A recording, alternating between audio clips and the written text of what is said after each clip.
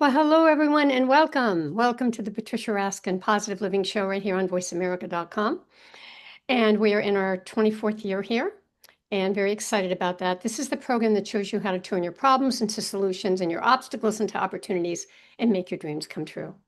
And today we're talking about something that so many of us are feeling. Now, we're in 2025 and this show is evergreen, so you could hear it in a year or two. But right now, we are all of us in some way are feeling overwhelmed, just overwhelmed. There's so much uncertainty, it leaves us feeling adrift. And you know what? Many of us don't know what to do. However, today we have a guest who's going to talk to us about this and talk about the complexity that we're facing and how can we handle our stress. So, my guest today is Dessy Levinson, and her book is From Overwhelm to Flow: Sailing the Seas of Self with Courage, Meaning, and Resilience. She draws from neuroscience, psychology, and 2 decades of experience across advertising and venture capital to offer a radical reframing of how we relate to intensity. So, really excited to talk to you, Dessy. Welcome. Thank you, Patricia. I'm so excited to be here. Thank you. And let me add a couple of things. Dessy Levinson is an executive strategist and relational integration coach, and she's the creator of the CRATE framework for cognitive and emotional resilience and founder of crate.com. And she draws from decades of experience in advertising, venture capital, and high performance coaching. So, well, I would ask you why you wrote this book, but it seems pretty obvious. You probably wrote it because so many people were telling you they were overwhelmed. I did, and I like to note these days that I wrote it in 2023 and 2024. The book came out right at the beginning of 2025. Um, and and now the overwhelm has actually crested and increased far more than I could have ever imagined. It was almost like I came up with these frameworks and these ways of navigating normal quote unquote reality, and then the universe said, hold my beer, let's see how much we can turn up the volume. Mm, And now we are in the midst of tremendous overwhelm on so many different scales. yeah. So I guess the question is, and then we feel fragmented, we feel stress, then Mhm. we get into distrust. And so how do you start to move out of that when you're feeling all this uncertainty around? I mean, like, what's step number one? Step number one, and that is the very beginning of the crate framework, starts with clarity. And I have been eating my own dog food proverbially and using the crate framework so much this year because it clarity starts with enumerating constraints. Usually, when we don't have clarity, when the world feels foggy and opaque, it's because there is there are things we're not seeing, and very often there are things that we do not want to see. And being able to orient toward constraints, toward what is not possible, toward what we don't want to see, toward kind of wherever the walls are around us, metaphorically speaking, actually enables us to, first of all, it calms down our nervous system a little bit because it makes the uncertain a little more certain. And then it allows us to lean toward that with some level of curiosity and begin to inquire, okay, how bad is it really? How overwhelming is it really? How is all the things that seem to be not possible, not available to me right now? Is that true in this moment? Or am I just time traveling and thinking about the future or thinking about the past? And so orienting in time and space at every Mhm. single moment is actually a way to downregulate and begin to address what is actually happening versus what we think is happening. It's a very, very good point. I'm going to give you an example of what you just said. There are a lot of people now that are out of jobs that are looking, and they're looking and looking and looking, and nothing's happening. So then what you hear is, well, it's useless, nothing's going to happen. Instead of, well, it didn't happen before. Today's a new day. right? Mhm. And I know someone who applied to a company and didn't get it. The company opened up the applications again later on. They applied again and they got in. Mhm.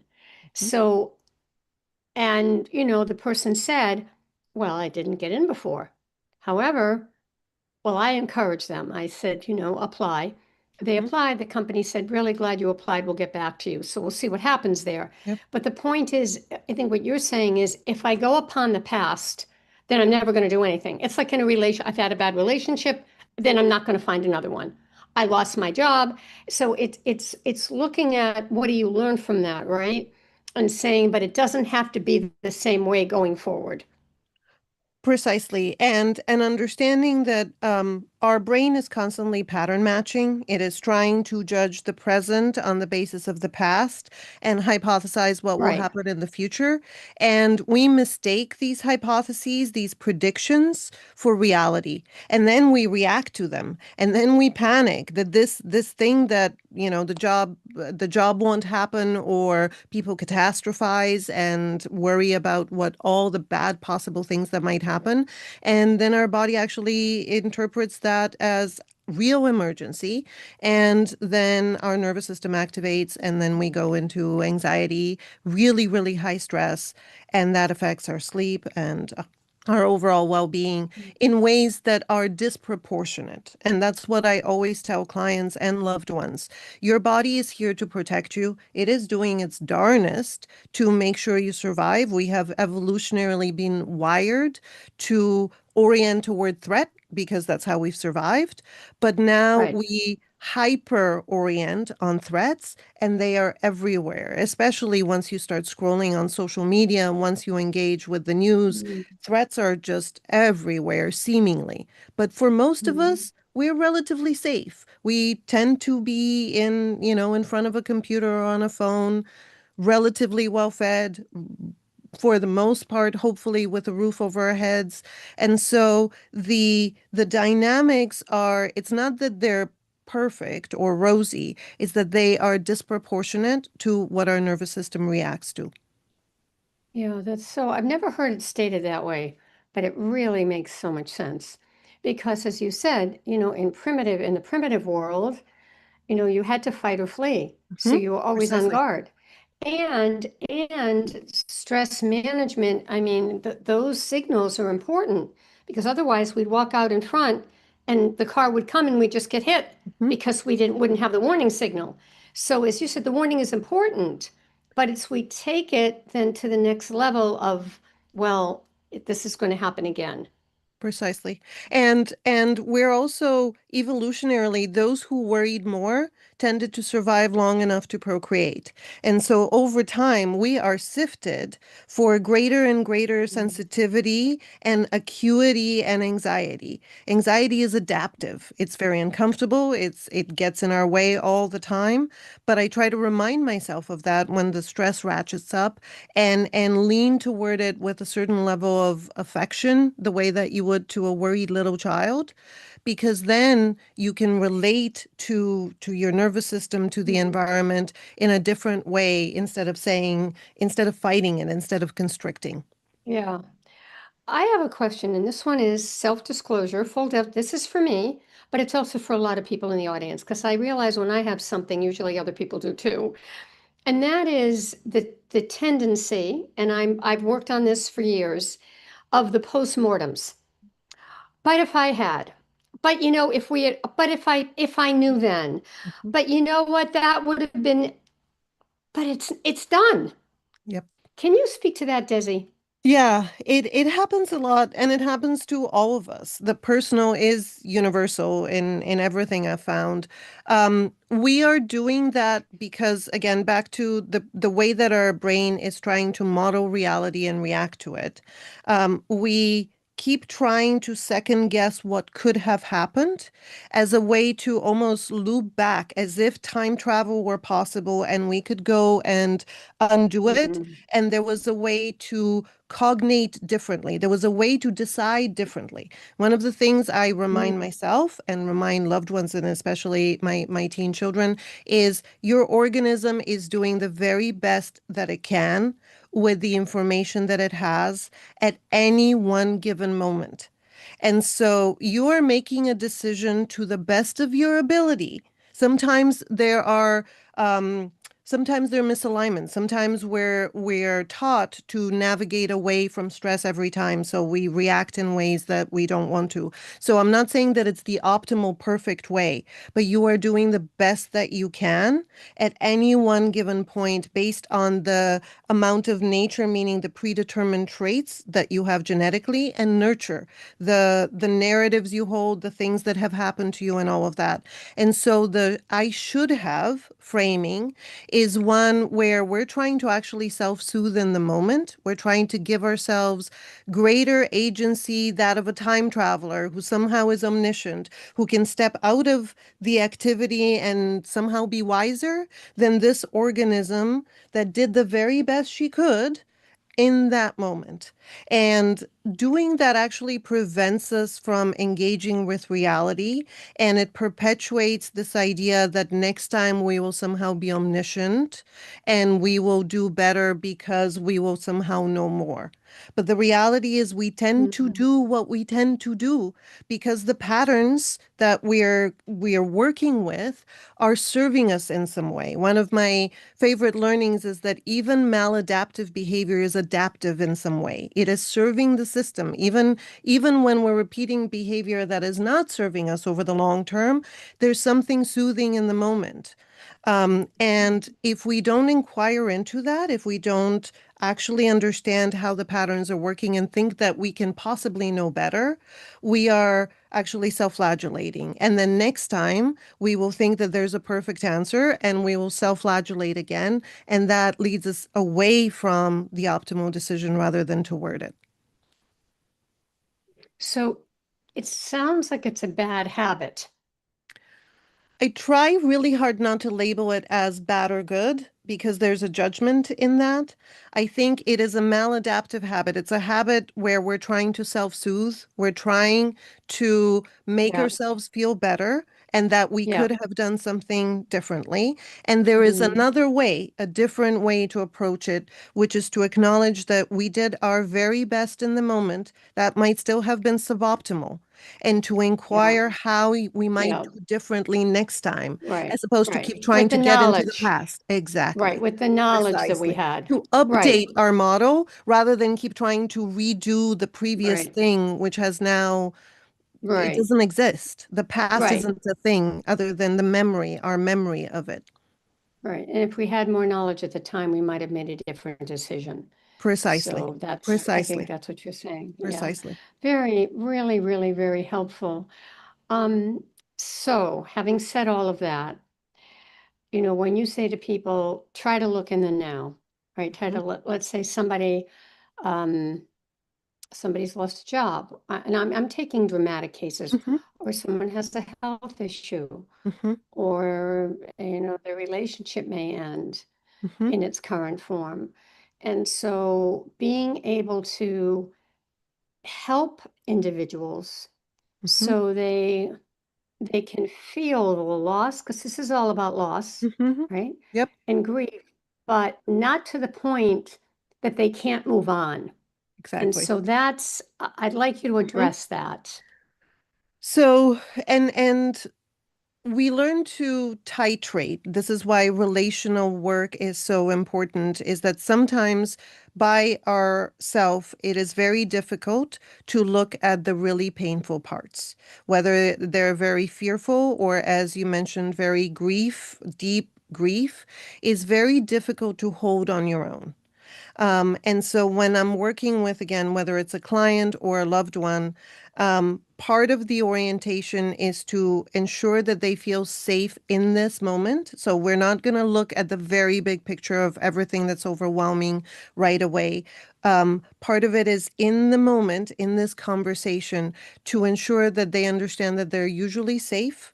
They are loved because we're in conversation where I'm trying to engage in a loving, empathetic way, and we will work through this together. And I think that this is why you mentioned when you were describing me that I describe myself as a relational coach. I think that everything is relational, whether it's a relationship between two humans, a relationship between us and our belief systems, a relationship between us and the world. And so orienting in that relationship actually takes away, makes the fear not just something we're holding inside of us and completely overwhelmed. It puts it between us and it allows us to address it relationally, to begin talking Mm, about it, whether it's, okay, so you lost mm, your job. It's real. It is take a deep breath with me now. We're not going to catastrophize yet. Yet. I'm not saying that you shouldn't worry. Let's begin by saying what is happening right now. What is happening for you today?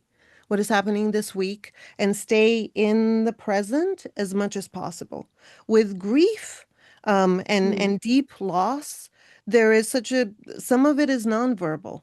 Some of it is the emotional allowance of the grief to actually work its way through because emotions have a purpose and we can go into that later. They are like little signal bearers and we need to pay attention to them and work through them and then they become a lot more tolerable.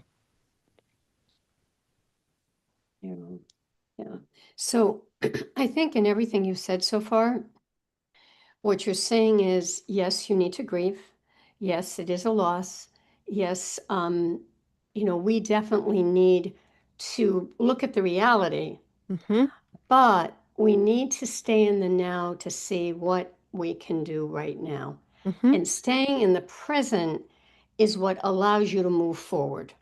Precisely. That's what I'm hearing. Exactly. The only small tweak is I would change it to instead of a but to an and. We stay in the reality. Mhm. We all of this is real and we are here. So we're not fighting, we're not pushing against it. We're not Mhm. this is not because every time we push, something else Mm. pushes back in us. And part of it is a little more of a dance, a jujitsu move with whatever Yeah. is real. Yeah. It's interesting you say that because I'll give you an example Hmm. for me. When I've been in transition, whether it's Hmm. been with work or clients or relationships, what has would have I think an example of what you said is I will start looking. I'll Hmm. just look. I might apply for something or I might write to a new person so that it shows that it may turn out to be nothing, Hmm. but I've made that effort. So I'm staying in the now to say, look, I've got the skills, or look, I could form another relationship.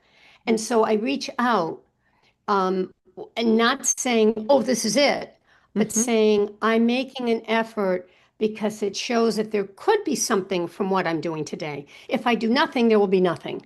Precisely. And it asks what else is there.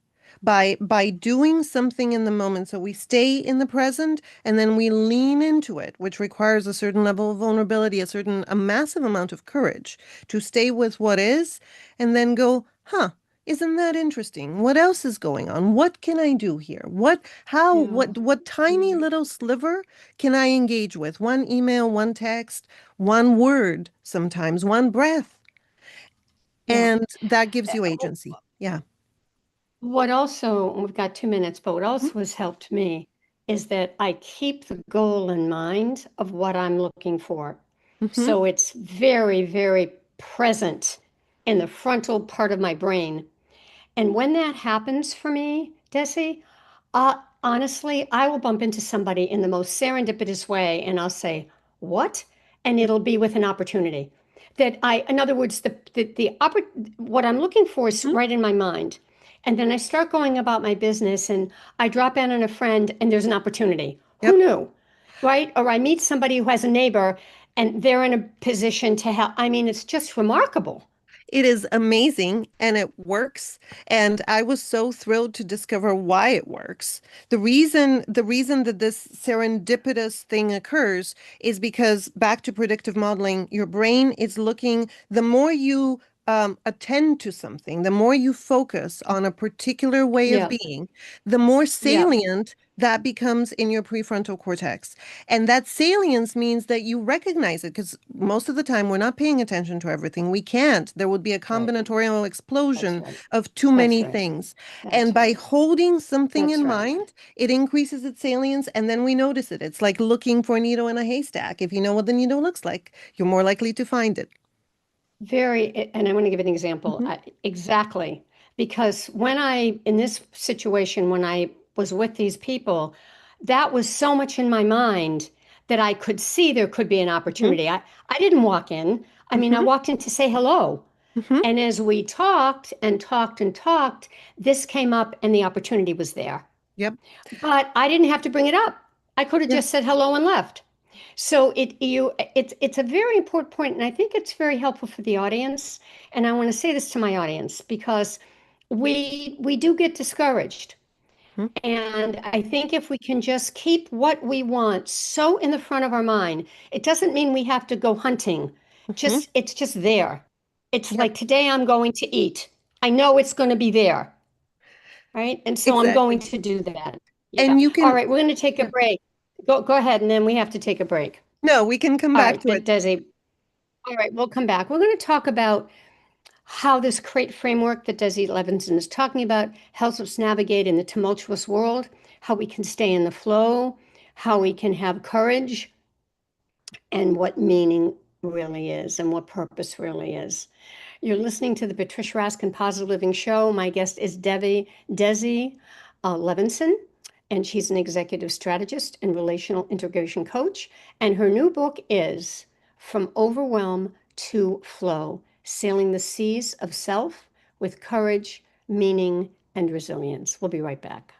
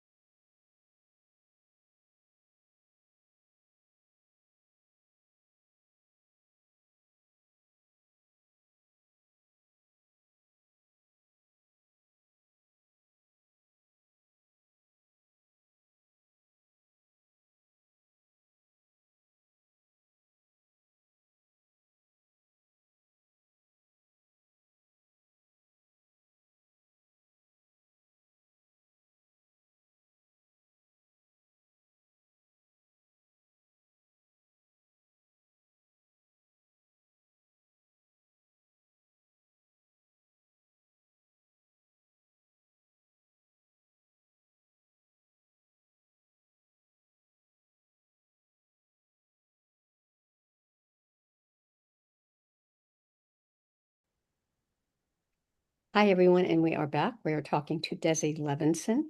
She is the author of From Overwhelm to Flow, Sailing the Seas of Self with Courage, Meaning, and Resilience.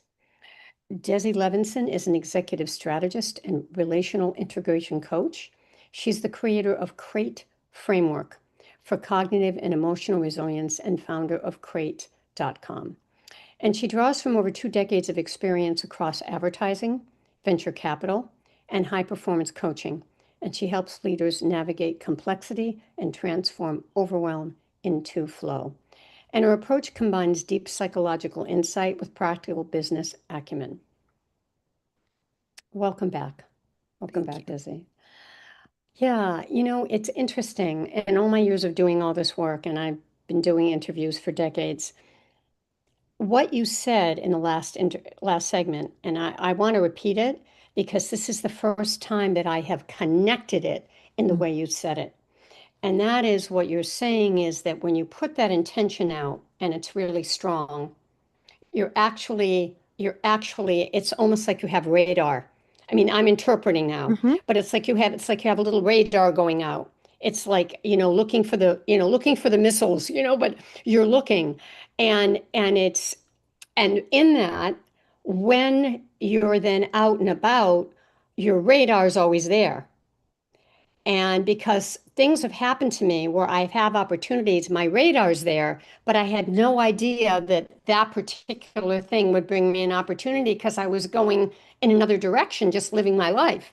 Mhm. But with the intention there, what it did is it brought that, what I'm looking for, to mind all the time. So whoever I meet or whatever I do, that's in the forefront when I can use it. I mean, I'm not going to use it in the grocery store, Right. unless that person, what I'm saying? What's the word I want to use? Discerning, Mhm. discerning about it. But that really explains it. And I think what I would say to the audience from what you've said is keep that intention really, really strong, Yep. right? That's why people tell you to write your mission statements, to do your mind maps. Keep it there. Keep it there, because it is how your brain is set to work. So that predictive process, and this is the work of one of the most esteemed neuroscientists, Carl Friston, and his colleague Andy Clark, who discovered how predictive processing works in the brain. So it is not just that we set our intention. Our intention just works with the way the brain is orients in the world. It orients toward whatever is salient for its survival.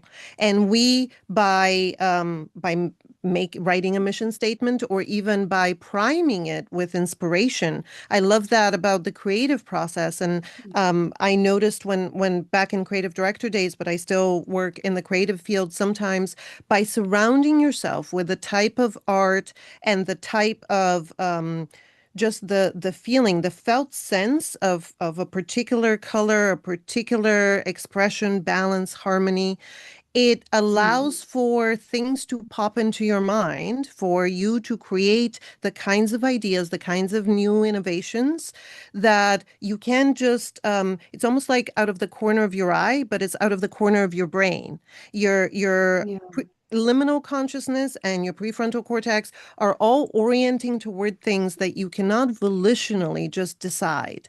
And in the same way as you will notice the person who is most relevant to the next deal you want to make or the next friendship or the next opportunity, you can also notice the next solution, the next idea by priming yourself, by surrounding yourself with the types of writing, the types of ideas that you want to be resonant with, that you want your brain, how you want your brain to function, yeah. which is why it's so Well, important what we consume and how we orient in the world and mm, in social media and so on. Because when we're spending time doom scrolling, we're priming our mind that the world is a dangerous place full of people who don't mm, like us, and then we react to the world in that way, and then it becomes a self-fulfilling prophecy.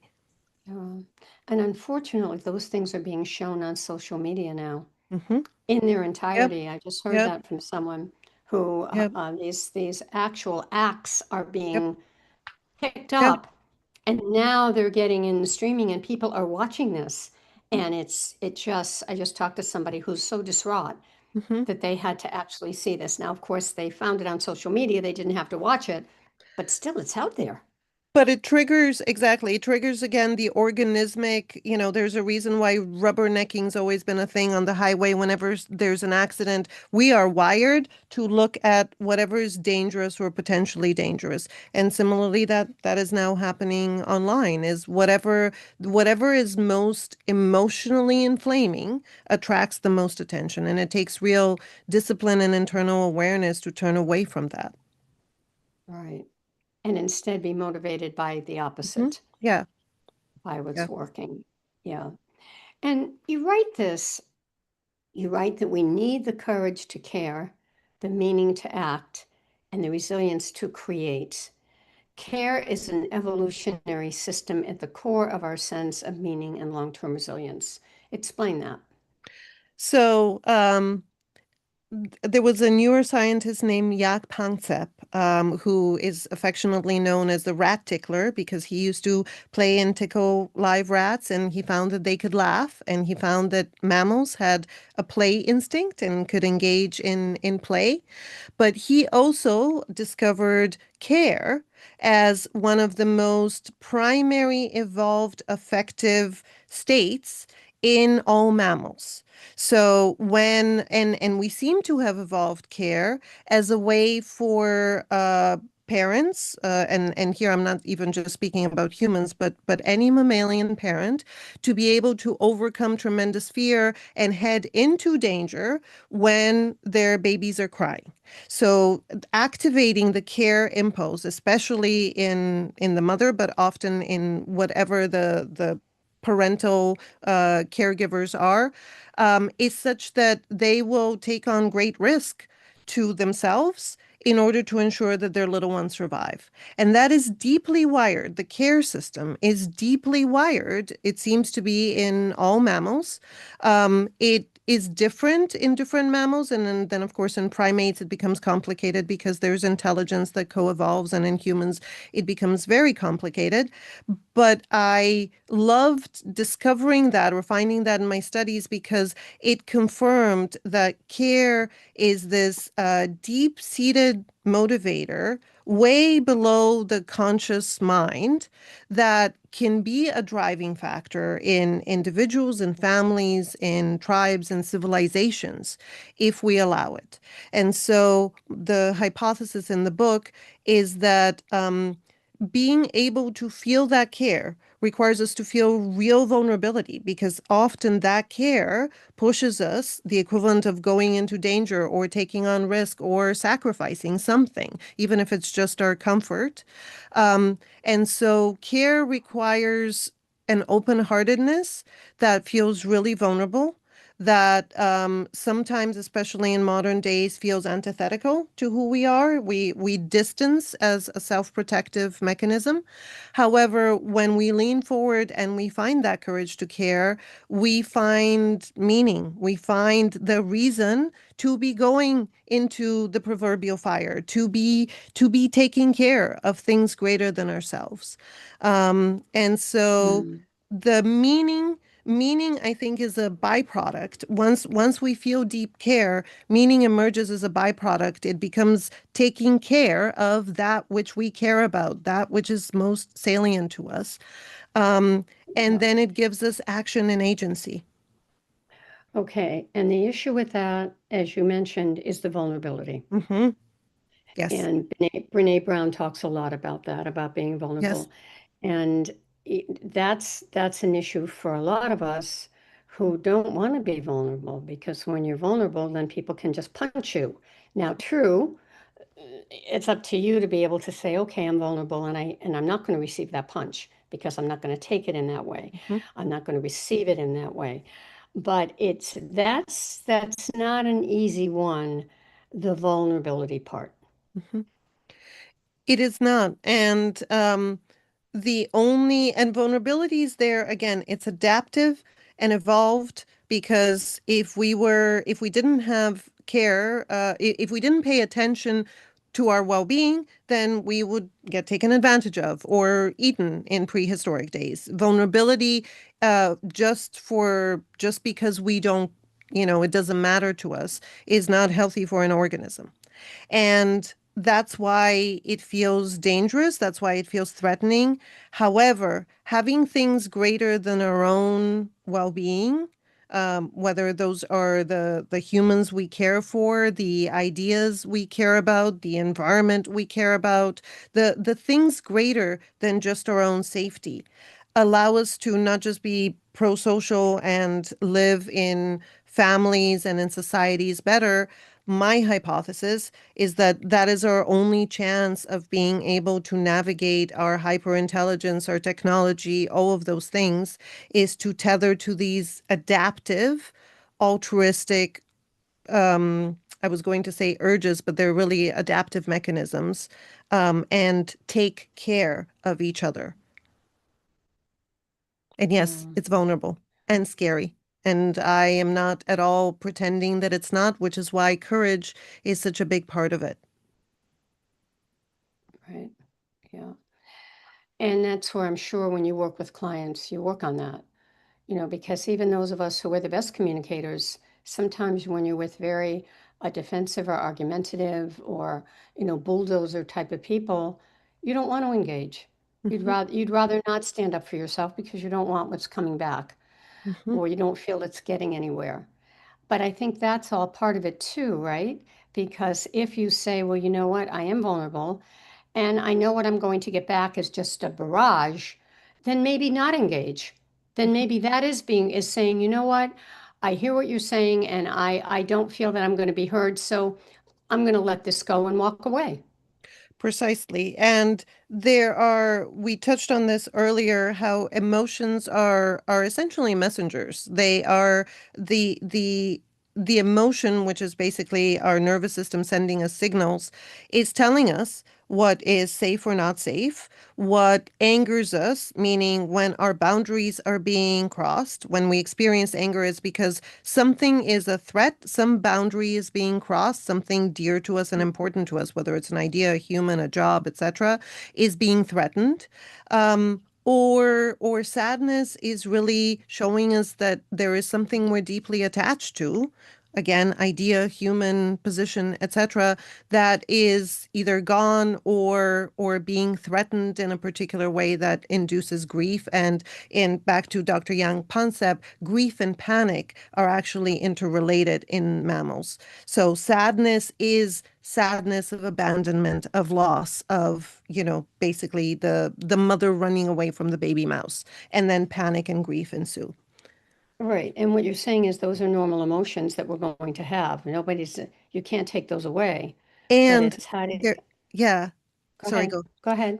They're telling us what to do. If we pay attention to them rather than deny them, if we don't try to sublimate them, they are actually signposts telling us what to do. So if it's real fear, genuine fear, and you're afraid that somebody's going to assault you in some way, by all means, get out. That is your nervous system saying this is not safe. You need out of this situation. And in your example, which is of someone just barraging you and being really angry, that is, again, if it's threatening, physically threatening in a way, or just you don't feel safe, then you remove yourself from the situation. If you feel Yeah. anger rising, then that is a boundary being crossed, and you can choose whether to stand up and push back or whether to remove yourself from the situation. If you feel Right. sadness, Yeah. similarly. And one of the things I found is that emotion tend to be gendered in society. So a lot of women, myself included, have a lot of trouble feeling anger. And so we go to sadness or fear, whereas for men, often, and these are sweeping generalizations, but anger is the permissible emotion. So instead of many of my male clients struggle to feel sadness or even fear, but particularly sadness, and the reaction of anything aversive is just anger. And so I work with them to find what's underneath, what is the emotion below the emotion, because often the first thing that's occurring is just what is socially acceptable, what you learned as a child or what you learned in society that you're permitted to feel. Hmm. All right. One more segment, very fascinating. We are talking to the author of From Overwhelm to Flow, Sailing the Seas of Self with Courage, Meaning, and Resilience. My guest is Dessy Levinson, and we're going to talk more about, how do we really not just get clear about what's important, but then what can we do every day as a preventive method to practice some of what Desi's talking about, which are patterns. What are some things we can do? So stay tuned, folks. We'll come right back and share those with you.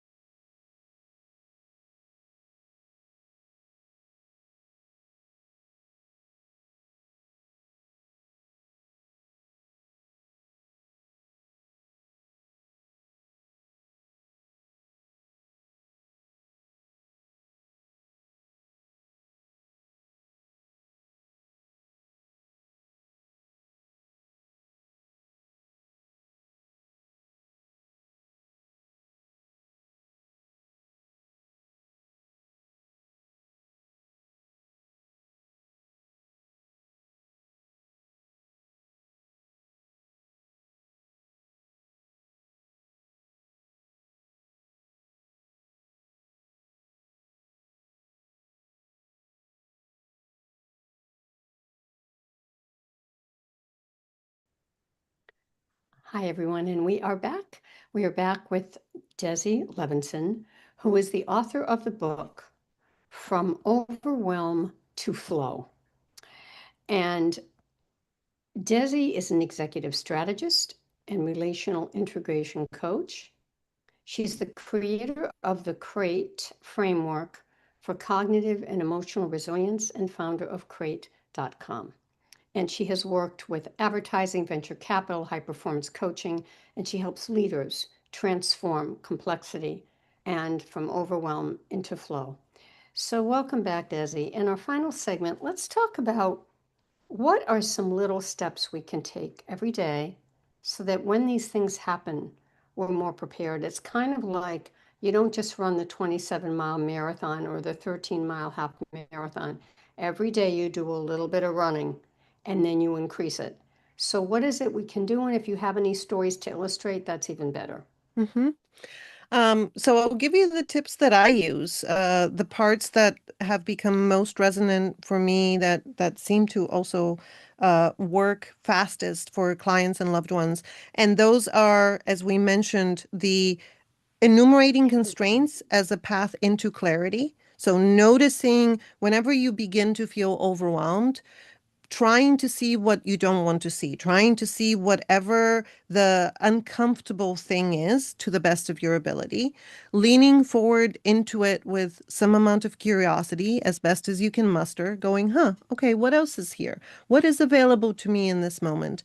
And then, most importantly, temporality, being able to ground in time, in the present, and just notice what is. So if you take one thing away from this whole conversation, is the next time you feel yourself upset about something, anything, being able to check in the moment how much of this is real in this moment right now, not 3 minutes ago, not an hour from now or 5 days from now, but in this moment, how much of it is real. And sometimes a fair amount. Sometimes somebody, as you mentioned, Patricia, somebody's yelling at you, or you're in a position where something is really stressful, in which case being able to both trust your organism and trust the emotions that are arising, to hear their signals, to hear that, if there's real fear, that is a get out signal. And if it's sadness, that is that something really important is being lost and you need to process it. If it's anger, that you need to stand up for something. Um, so you asked for an example, and one of the ones that is particularly true these days in this tumultuous environment is the difficulty of making choices. I have a number of clients. Most of the people I work with are in the tech world. They tend to be either founders of startups or people in venture capital and private equity. And in the current economy, there are a lot of uncertainties currently, with AI being on the rise and shifts in just how business is being done, and jobs are getting constraints and all of those things. It is very difficult to predict what will happen a year from now. So whereas before we used to be making 1 year plans, 3 year plans, etc., I'm noticing that especially now at the end of, we're about to enter Q4 of 2025, as we talk about 2026, I often see real fear and some level of panic in the eyes of people who are responsible for their teams, for returning investment, for all of that. And the way that I orient in it is not to push them to decide right now, because none of us know exactly what plan we should make for 2026, let alone 3 years from now. It's to stay in the moment and begin enumerating, okay, what's real? How much runway do you have right now? And this is true whether you're running a startup or running a household. How okay are you in the moment? What are the advantages you have that you can lean on? What are the connections you have that you can lean on? And again, that can be friends and family, that can be skills. And with startups and with humans, I ask, what is your moat? What are the things that you can do that you are particularly good at, that it might be a good time to really strengthen your capacity to, whether it's art or writing, or you're a really, really good connector of humans. How do we engage with that skill so that you can remind both yourself, but also those around you, how good you are at that, in order to then, and I kid you not, very often, back to what we talked about in the first segment, opportunities start to emerge, little happenstances that feel serendipitous and yet are just our orientation toward what's possible start to emerge, and a new deal is possible, a new job is possible for a client, or even in people who are just trying to decide what's the next step in their career, all of a sudden something's almost pulling at them in terms of a talent that they almost forgot they had and now is becoming more and more salient.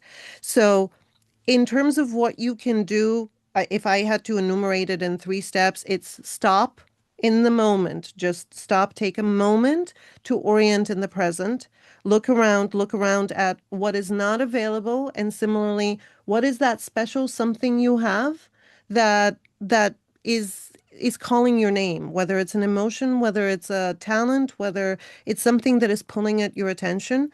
Lean toward it and then follow the thread.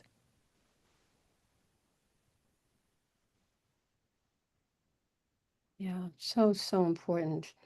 Give us an example, Desi, of someone you've worked with, maybe a real life story Mhm. of how they've utilized these principles and really transformed the outcomes.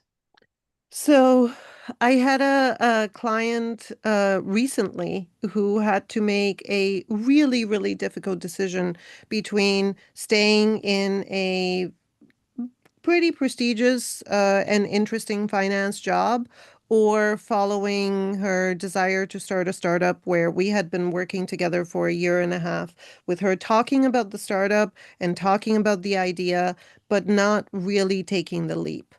And there was a point in time, and we had gone through all the planning and all the thinking and all of that, but I could see that there was something that was underneath that was not rational but emotional, around why she wouldn't take a leap. And at a certain point, and this happened this summer, in the low of summer, I said to her, okay, we've done so much work and talking and all of this. There are no more answers and hypotheticals and cognitive things that we can come up with that will de-risk the fact that at a certain point you just have to begin. And we talked about that, and she was like, yeah, but rent and living in New York is expensive and all of that. I'm like, okay, we're not talking about you leaving your job, just beginning. Those are not the same thing. Going out on a limb and just engaging with the world and what you want to be doing. And so we went through it again a few times, and at a certain point, she just looked at me and she's like, Dessy, I'm just afraid of being imperfect. Um, and that moment of acknowledgement, that moment of vulnerability allowed her to both acknowledge how important it was to her to do this, and it happens to be something in the advertising and media idea, so in the art, to do well by the thing she cares about, to acknowledge that vulnerability, to feel it. And there were tears and there was a lot of conversation, but mostly just care and tears and affection. um, and the next part was, listen, you're not going to be perfect. This is not on day one or day 201 going to be perfect. But this love, this care for the thing you want to build actually deserves that you give it a chance. And so she still hasn't left her job, but she has begun to work on her idea on the side. And she has found her first two clients and is now getting to test and iterate on the idea. And my hope is that as more of the world rises to meet her and the idea and her care for the idea, the risk that she's going to take and eventually leaving a job and like really going out on a limb and telling her network will become more tolerable, because the care and the love and the meaning and the generativity of the idea become more and more important, to the point where the risk is actually feels negligible. And just like a parent will rush into danger to save a baby, we do that with ideas and the things we care for just as much. Yeah. So she started to feel safer and more connected, She started, I so that think. she could then look at that as the risk not being as high. Hmm. I think it's not even the safer. She started to fully feel into how important it is to her, how precious, how, Mm, because when we try to protect something and try to make sure it's perfect and try to get it just right, it is because we're protecting it, the idea, the thing, the vision of the future, even sometimes more so than ourselves. And by understanding and feeling into the preciousness of that one, to quote Mary Oliver, that one unique and beautiful life that we're living, the things we want to create in it, the risk becomes tolerable, not because it's not scary. It's still scary, but because it's worth it. Because the love for the thing we want to be doing, the care for the thing we want to be creating in the world becomes worth the risk. So we're not necessarily always mm, diminishing the risk. Sometimes it's impossible to diminish it right away. It's just about stakes. And the stake of not doing something, the risk of not trying and not attending to that which is important to you, becomes significantly greater. Sometimes truly because people get sick or depressed, etc., than the risk of, the tangible risks of how you're going to pay rent and all the logistics. And I'm not downplaying those. right. But it's an attitude and a belief that there is something out there that will match your skills. Precisely. Yeah. And You know, when we and lean, whether she stays in her job or she finds something else, there's Mhm. something that will allow her to keep doing the work that Exactly. she really Yeah. wants to do. And that's the thing, is Yeah, when we so lean amazing. forward.